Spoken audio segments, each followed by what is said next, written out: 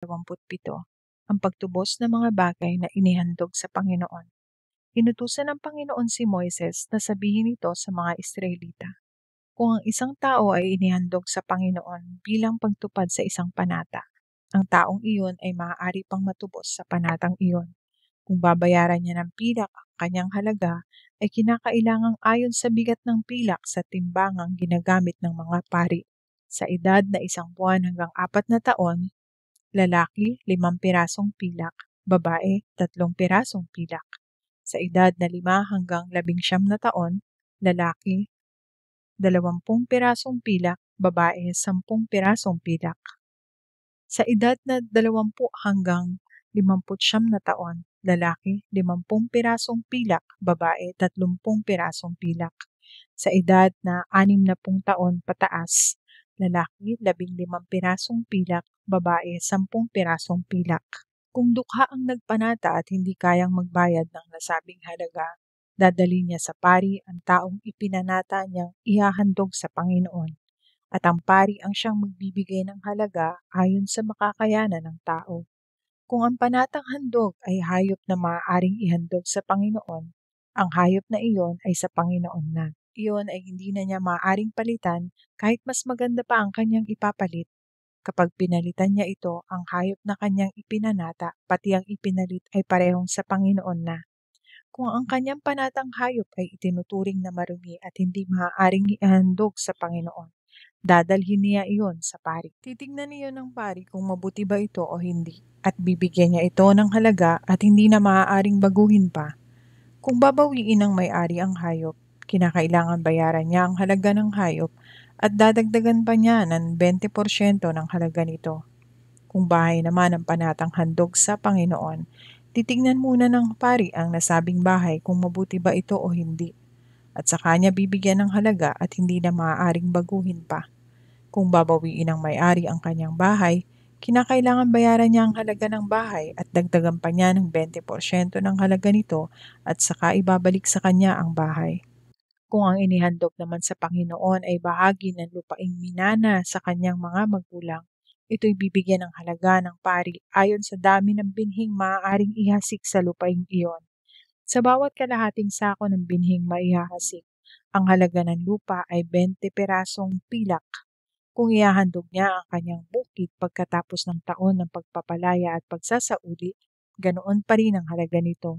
Pero kung sa bandang huli na niya ihahandog, bibigyan ito ng halaga ng pari ng mas mababa, batay sa dami ng taon na natitira hanggang sa susunod na taon ng pagpapalaya at pagsasauli. Kung babawiin ng may-ari ang kanyang bukid, kinakailangang bayaran niya ang halaga ng bukid at dadagdagan pa niya ng 20% ng halaga nito, at saka ibabalik sa kanya ang bukid. Pero kung ipagbili niya ang bukid nang hindi pa niya natutubos, hindi na niya ito mababawi. At pagsapit ng taon ng pagpapalaya at pagsasauli, iyon ay sa Panginoon na, at hindi na niya mababawi pa. Iyon ay magiging pag-aari na ng mga pari. Kung ang inihandog naman ay lupang binili, ito'y bibigyan ng halaga ng pari ayon sa dami ng natitirang taon bago dumating ang taon ng pagpapalaya at pagsasauli. Dapat itong tubusin ng taong iyon, at ang halagang itinubos ay sa Panginoon na. Sa taon ng pagpapalaya at pagsasauli, ang nasabing lupain ay isasauli sa may-ari na nagbenta ng lupaing iyon. Ang lahat ng halaga ng mga ito na inihandog sa Panginoon ay kinakailangang ayon sa bigat ng pilak sa timbangang ginagamit ng mga pari. Ang panganay na anak ng hayop ay sa Panginoon na, kaya ito'y hindi na maaaring ihandog sa kanya. Ito ay sa Panginoon, maging baka man ito o tupa. Pero kung ang hayop ay itinuturing na marumi, iyon ay maaaring tubusin ng may-ari. Babayaran niya ang halaga ng hayop at dadagdagan pa niya ng 20% ng halaga nito. Pero kung iyon ay hindi tutubusin ng may-ari, ipagbibili iyon ng pari ayon sa itinakdang halaga. Ang anumang bagay na lubusang itinalaga sa Panginoon ay hindi na maaaring pagbili o tubusin, maging ito'y tao o hayop o lupaing minana, dahil iyon ay sa Panginoon na. Ang taong lubusang inihandog sa Panginoon ay hindi na maaaring tubusin. Dapat siyang patayin. Ang 10 bahagi ng lahat ng ani ay sa Panginoon. Kung tutubusin ng sino man ang 10 bahagi ng kanyang ani, kinakailangan niyang bayaran ng halaga at dagdagan pa ng 20% ng halaga nito. Kung bibilangin ninyo ang inyong mga baka, tupa o kambing, lahat ng ikasampung bahagi ay ibibigay ninyo sa Panginoon. Hindi ninyo ito dapat piliin o palitan. Kung papalitan ninyo ito, ang inyong ipinalit na hayop at ang pinalitan nito ay parehong ilalaan sa Panginoon na at hindi na maaaring tubusin. Ito ang mga utos na ibinigay ng Panginoon kay Moises doon sa bundok ng Sinai para sa mga Israelita. Okay, so obserbasyon na po tayo, no? So sa kabanata na nabasa natin, chapter 27, ito'y tumutukoy sa mga panata, handog at pagtubos ng mga bagay na inihandog sa Panginoon. Dito nabasa din natin, no, na may malinaw na halaga at sistema ang bawat panata, maging tao man yan, hayop, bahay o maging ang lupa. Nagpapakita na ang paglilingkod at mga panata sa Diyos ay may bigat at hindi lang basta-basta. Sumunod naman, binibigyang diin na ang lahat ay pag-aari ng Diyos. Tao, hayop, bahay, lupa at ani, lahat po talaga nanggaling kay God. Ang pari ang tagapamagitan sa pagtukoy ng halaga na sumasailalim sa kabanalan at hustisya ng Diyos. Mga kaayusan sa pagtubos, kung gusto mong bawiin ang isang bagay na inihandog mo na, magdadagdag ka ng 20%. So ito'y paalala na hindi dapat basta-basta din binabawi ang para sa Diyos. Tapos nabanggit din dito yung ikapu, yung tithing, yung tithe. Pag sabi ko kasing tithe, it's a tenth. 10% po yon. Ito ay bahagi ng utos, pinapaalala na ang lahat ng pagpapala ay galing kay God, galing kay Yahweh, at dapat na ibalik ang karapat-dapat na bahagi sa Kanya. Tapos pinapakita ng kabanatang ito ang kabanala ng panata, kung anong inihandog sa Diyos, banal na ito at hindi na maaring pakialaman ng basta-basta. Pagsasabuhay tayo, so dapat tayong maging seryoso sa panata natin at pangako sa Diyos. Huwag basta magbitiw ng salita kung hindi tutuparin. Siyempre, alam ni God yan, diba? Ingat sa pagsasalita sa pangangako kay God.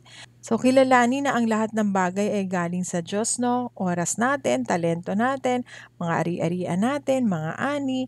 So, lahat naman din ito dapat i-offer natin sa Kanya. We should always be thankful and we entrust it unto Him na kumbaga kung paano niya gustong gamitin ang mga bagay na ito for the glory of His name, maging open tayo dito. Maging tapat tayo sa pagbabalik ng ikapu bilang tanda ng pagkilala na siya ang pinagmumulan ng lahat. So, sa ngayon, pinapractice pa rin naman itong tithing. It's 10% ng ating mga kinikita. We give it back to God kung saan tayo nag-grow. Kung ano yung church na ina-attendan mo, dun ka magbibigay ng 10%. Kasi kumbaga, dun kumakain yung kaluluwa mo. Dun mo naririnig ang salita ng Diyos. Dun ka nakikipag-fellowship, 'di ba? So, may pinagagamitan din naman po yung mga tithes natin or yung ikapu na ibinibigay natin. So, at ito naman po ay palaging for the advancement of God's kingdom. Okay, next po. Huwag magtipid sa paglilingkod sa Diyos. Ang pagdaragdag ng 20%, paalala na may kabayaran ng pagbawi. So, kaya mas mabuting buong puso at hindi napipilitan ng ating pagsaserve kay God. So, isabuhay ang disiplina at integrity or integridad. Kung ang Israel ay tinuruan ng sistema ng panata, tayo ngayon ay tinuturuan na maging disiplinado sa ating pangako sa Diyos. So, let's be disciplined sa pagsunod kay God. Let's be disciplined sa pagbasa ng Bible, sa pag-pray, sa pagtulong sa kapwa, pagmamahal sa ating pamilya. Let's be disciplined kasi natutuwa si God sa ganyan. Alalahanin na ang tunay na pagtatalaga sa Diyos ay hindi mababawi. Tayo mismo ay dapat ialay natin bilang buhay na handog ang ating mga sarili. So basahin natin Roma chapter 12 verse 1. Sabi dito, kaya nga mga kapatid, nakikiusap ako sa inyo alang-alang sa maraming pagkakataong kinaawaan tayo ng Diyos. Ibigay ninyo sa Kanya ang inyong mga sarili bilang mga handog na buhay, banal at kalugod-lugod sa Kanya. Ito ang tunay na pagsamba sa Kanya. So New Testament po yan, Roma chapter 12 verse 1. Okay, so we're done na po. Let's do our closing prayer for the day. Okay, so we're done reading the word na po. So pray na po tayo. Let's pray. Hallelujah, God. Thank you, Jesus. Heavenly Father, salamat pong muli for the reading of your word today. Lord, salamat napakabuti ninyo sa amin, O Diyos, sa faithfulness mo, Panginoon, sa inyong mga anak, O God. Salamat, Lord, na ikaw ang patuloy na gumagabay sa bawat isa. Ama, tinataas po namin ang aming mga concerns, O God, sa inyo, Lord. Patuloy nyo kaming tulungan, patuloy mo kaming gabayan. Lord, sa aming mga pangangailangan, O God, physically, Lord, kung meron man pong nangangailangan ng kagalingan, O Diyos, sa anumang kagaramdaman, Panginoon, we pray na hipuin niyo po sila. Dalangin ko rin, O Diyos, that you continue to bless the works of our hands. Gabayan mo kami, Lord, sa araw-araw naming ginagawa. Ama, muli, we entrust to you our day. We pray, Lord Jesus, that you would continue to guide us po, and Holy Spirit continue to lead us, O God, all throughout the day. Salamat, this we ask in Jesus' name. Amen and amen and amen. Okay, so take care po kayo. God bless you all. Again, don't forget to like, share, and subscribe. Bye!